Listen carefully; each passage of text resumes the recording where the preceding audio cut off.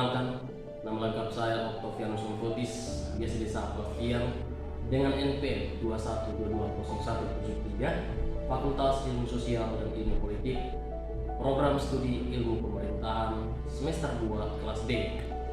Jadi baik, di sini saya akan sedikit menjelaskan mengapa pentingnya kita belajar bahasa Indonesia. Namun sebelum itu, saya akan sedikit menjelaskan secara umum tentang bahasa Indonesia.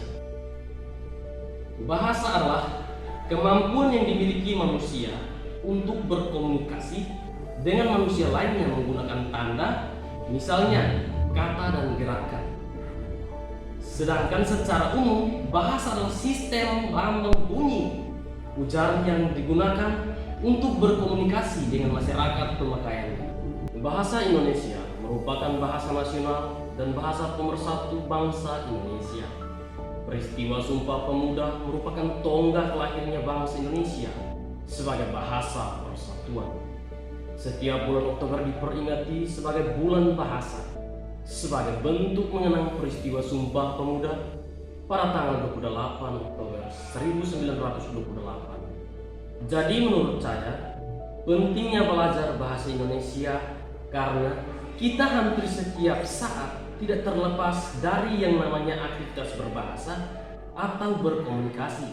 Selain itu, bahasa juga merupakan media komunikasi yang utama. Dengan bahasa, kita dapat mengungkapkan gagasan atau pendapat dan menciptakan interaksi antar sesama dalam kehidupan bermasyarakat. Dalam dunia perkuliahan, bahasa Indonesia merupakan sarana komunikasi akademik. Dan sebagai mahasiswa pastinya kita dituntut untuk dapat menggunakan bahasa Indonesia dengan baik dan benar. Bahasa Indonesia yang baik dan benar ini nantinya digunakan sebagai sarana dalam menyampaikan pemikiran atau gagasan dan digunakan juga pada saat pembuatan karya tulis ilmiah. Untuk bisa membuat karya tulis ilmiah yang baik dan benar, pastinya kita harus paham terlebih dahulu dengan bahasa Indonesia. Pentingnya belajar bahasa Indonesia di bangku perkuliahan itu supaya kita bisa lebih mendalami kemampuan berbahasa Indonesia. Karena seperti kemampuan sebagian besar mahasiswa dalam bahasa Indonesia masih begitu kurang. Contoh kecilnya ketika sedang berkomunikasi, terkadang mahasiswa masih bingung ketika diminta berkomunikasi dengan bahasa Indonesia.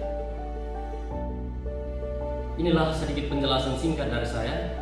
Sekian dan terima kasih. Semoga bermanfaat.